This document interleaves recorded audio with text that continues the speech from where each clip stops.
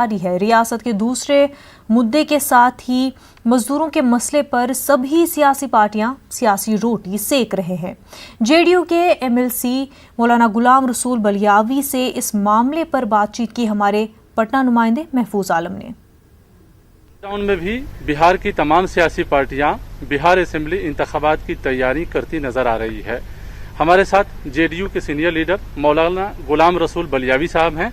बलियावी साहब से ये जानने की कोशिश करेंगे कि अभी के हालात में पार्टी की तरफ से क्या कोशिशें की जा रही है।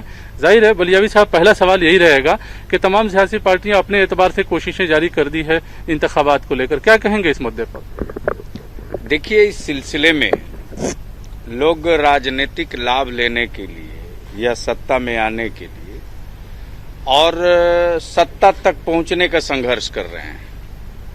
हमारे नेता माननीय नीतीश कुमार जी जो इस कोरोना आपदा में जो काम कर रहे हैं, वो चाहे आपके कार्ड वालों को राशन कार्ड का मामला हो या बगैर कार्ड वालों के राशन कार्ड का मामला हो या प्रवासी मजदूरों का मामला हो या जो भी बेहतर से बेहतर व्यवस्था हो सकती है। रिकॉर्ड बीट हुआ है पूरे देश में जहां कोरोना की मार है और लोग परेशान हैं, लेकिन जिस तत्परता के साथ और जिस संजीदगी के साथ माननीय मुख्यमंत्री श्री नीतीश कुमार जी ने, एनडीए की गवर्नमेंट ने बिहार में आपसी भाईचारा, समाजी समन्वय, जबकि इसी में रमजान भी था, तरावी भी थी, और जिस संयम के साथ लोगों ने लॉकडाउन का पालन किया है, ये सारी उपलब्धियां ग्रास रूट तक पहुंची है।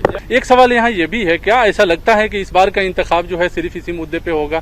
लॉकडाउन का होना और कोरोना का आ जाना कहीं ना कहीं आप लोगों को एक बड़ा मुद्दा दे दिया, या जो मुद्दे बिहार के थे वो चेंज होकर अब लॉकडाउन और कोरोना तक महदूद होकर रह जाएंगे, मजदूरों तक महदूद होकर रह जाएंगे? अन्य पार्टियों को मुद्दा ढूंढने की आवश्यकता और जरूरत है।